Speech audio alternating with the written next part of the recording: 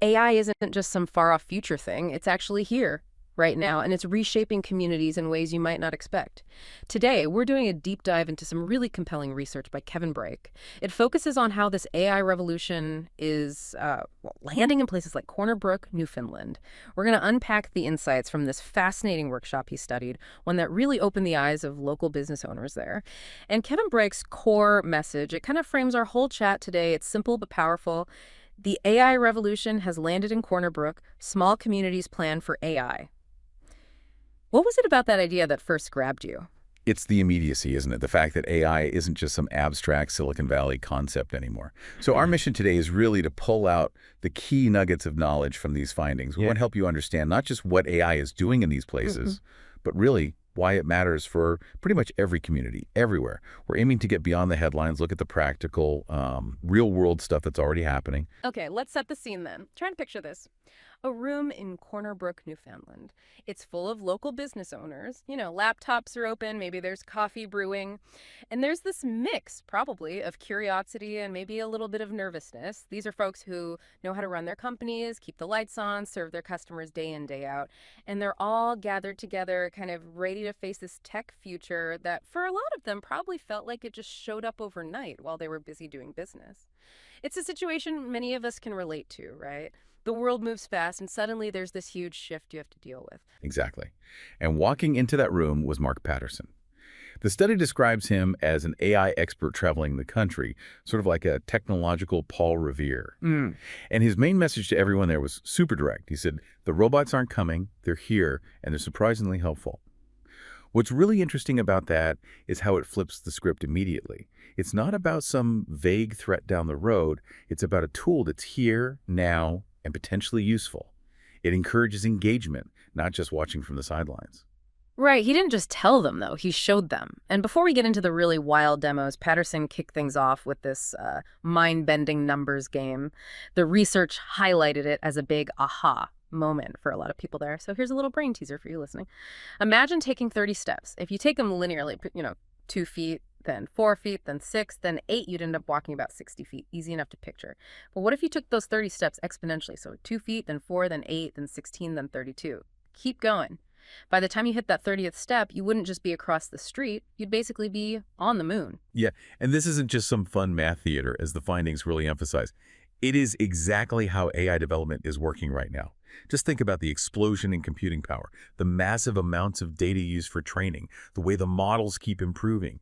Each step doesn't just add a little bit, it multiplies the potential. So while we might look at a chatbot and think, oh, that's neat, the underlying tech is actually gearing up to leap way beyond what we expect, and it's doing it exponentially fast. Yeah. That helps explain why these huge advancements can feel like they come out of nowhere. It's not a slow, steady climb, it's more like a rocket launch. Okay, here's where it got really interesting and where things got very real for those Corner Brook business owners. Patterson did this incredibly powerful demonstration. He showed them 2 commercials for pharmaceuticals.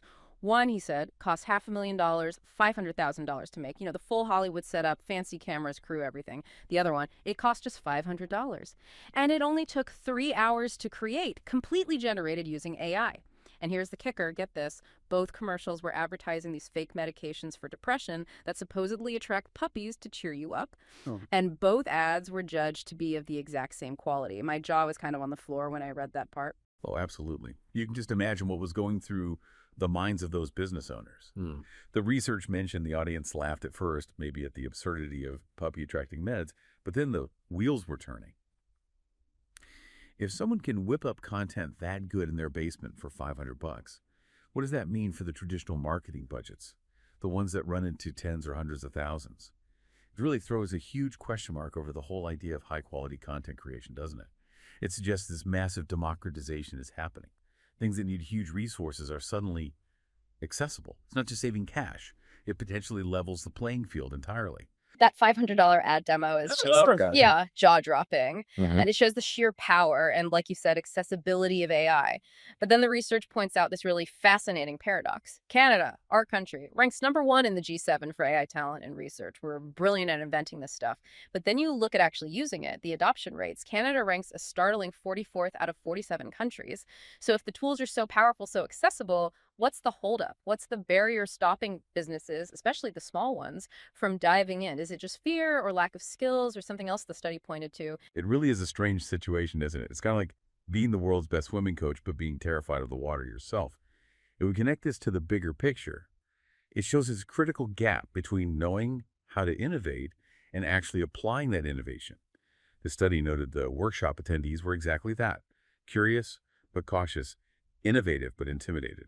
They could see the potential, sure, but making that practical jump, figuring out the how-tos, that felt overwhelming. I think part of it is definitely fear of the unknown, but it's also just, where do you even start? Especially when you're already flat out running a business day to day. Yeah, which is why that hands-on part of the workshop sounds so important. And honestly, kind of relatable. The description made it sound a bit like, trying to teach my grandparents how to use a smartphone. That same mix of frustration and then those sudden aha moments. You have these business owners who are experts at complex things like supply chains or navigating tax laws. And suddenly they're asking, maybe a bit exasperatedly, how do I get this robot thing to actually understand what I want it to do? It just shows that learning curve. It's steep, but it's universal, really. And those hands-on sessions led to some real light bulb moments, according to the research. For example, one attendee who owned a brake shop actually uploaded his old garage receipts into ChatGPT. He just asked it straight up, am I being scammed here? And the AI went through the history and basically confirmed, yeah, there were some unnecessary brake replacements listed. The cost for him to do that analysis, zero. The value of knowing for sure, priceless, you'd imagine. Then there was another really powerful one for proposal writing. People were generating outlines for grant applications, tasks that usually take weeks, in minutes.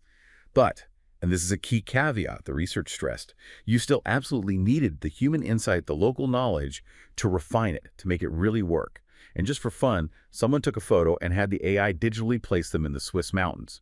It showed the range, right? From serious business validation to saving tons of time to just creative play.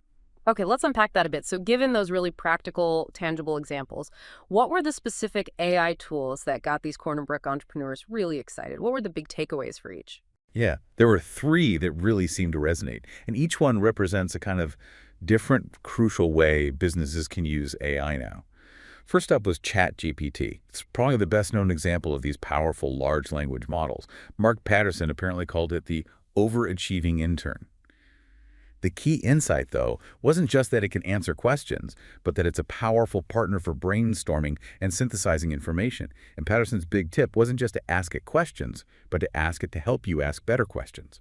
Use its huge knowledge base to sharpen your own thinking and how you frame problems. That's a really interesting distinction. Focus on asking better questions, but that implies you still need to do some serious thinking yourself, right? It's not just type and get magic. There's still a skill to prompting it well. Oh, absolutely. The human in the loop is still vital. It's about boosting human intelligence, not replacing it completely. Then the second one was Google AI Studio. This is more of a platform for actually building custom AI applications. Patterson called it the free playground. He showed them how to build this silly little app, something about putting people on icebergs with cats, apparently. But the message behind the fun was revolutionary for local businesses that need specific solutions but don't have huge budgets for custom software development. This showed them that building their own bespoke AI tools was actually becoming possible. It really democratizes access to tailored AI power. That does sound empowering, especially for smaller businesses. Definitely. And the third one was Google Notebook LM. This one was dubbed the Research Assistant. Its really unique feature is that you feed it your own documents, your business plans, your research notes, whatever you have, and the AI only uses that information to answer your questions. This is huge for businesses worried about data privacy or needing very specific insights based on their own stuff. It stops you from falling down those random Wikipedia rabbit holes and makes sure the AI's output is super relevant and based entirely on your context, your proprietary information. It's about getting answers you can actually trust from sources you provide. Patterson didn't just focus on the cool tools, though. The research also captured some of the, let's say, uncomfortable truths.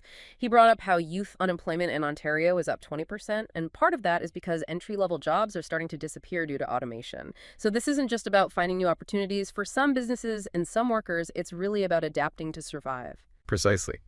And the cost-saving aspect became very stark for one participant. They mentioned paying $50,000 a year for a student scheduling system. Patterson showed how building a custom AI application could potentially do the same job for a tiny fraction of that cost. It highlights this shift away from expensive, off-the-shelf or custom-built software towards more accessible, maybe even self-built AI solutions that can deliver similar or even better results. This isn't just about being more efficient, it's about staying competitive, staying viable. And then came what the research called the holy grail moment, the one that apparently silenced the room.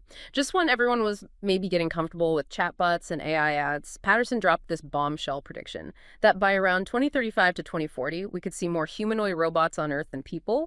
And get this, costing roughly $30,000 per robot, working 2047, which works out to about $1 per hour for labor. Wow, that must have landed like a ton of bricks. You could almost hear the mental calculators whirring in everyone's heads, I imagine.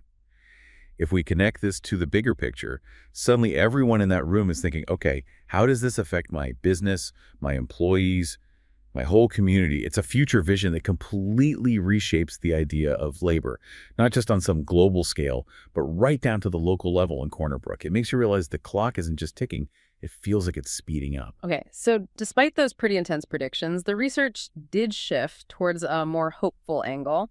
It highlighted how remote places like Corner Brook might actually have some unique strengths in this new AI world. It's not all doom and gloom for smaller communities. No, not at all. There are some real potential advantages. For one thing, Canada's cold climate and all our hydroelectric power, that's incredibly attractive for building AI data centers. They need massive amounts of energy and constant cooling. So that could be a genuine economic opportunity for regions like Newfoundland. Secondly, in smaller communities, people tend to know each other. That close-knit network can actually help them adapt faster. Collaboration happens more easily, fostering quicker learning and adoption of new tools. And finally, like we talked about, the lower costs and easier access to these AI tools really does democratize things. It levels the playing field a bit, allowing local businesses to access capabilities that used to require huge budgets, making them more agile than maybe some bigger, slower companies. It really comes back to practical application, doesn't it? Yeah. Getting over that initial hump of intimidation. Patterson even issued this 3-hour challenge. He told the participants, look, if you can save just 3 hours of work in the next few weeks using something you learned today, then this workshop has already paid for itself. That really underlines the immediate practical value they were aiming for, the tangible results people could see right away. The feeling described was that most people were already plotting their first AI experiments before they even left the room. Absolutely. And that really leads us to the big takeaway from Kevin Brake's research here. So, yeah, what does this all mean for us, for you listening, for communities everywhere? The research seems clear. This isn't just about adding a few new software tools to how we already work. We might be fundamentally rebuilding how work gets done. That creates, both huge pressure, but also incredible possibility for entrepreneurs, for organizations, for everyone, really. These capabilities that used to need teams of specialists are now potentially available to anyone with an internet connection, often for free or very low cost. That's exactly right. And the core message from that Corner Brook workshop, reinforced by the research, wasn't just about adopting the tech. It was about being intentional and leveraging what makes us human. The businesses likely to thrive aren't necessarily going to be the ones with the flashiest AI setup. They'll be the ones that cleverly integrate these powerful tools while doubling down on their unique human strengths, their deep local knowledge, their existing relationships, their creative problem-solving skills, and just their ability to adapt. So it raises this crucial question for all of us, doesn't it? How do we best blend our human ingenuity with AI's exponential power to build a stronger, more resilient future? It's a massive challenge for sure, but also an incredible opportunity to redefine what we do and how we do it. It's been an amazing journey today, really digging into Kevin Brake's insightful research. From that workshop room in Corner Brook to thinking about what this means for all of us, this AI revolution is definitely underway, and it's happening right now in communities just like yours. So maybe let me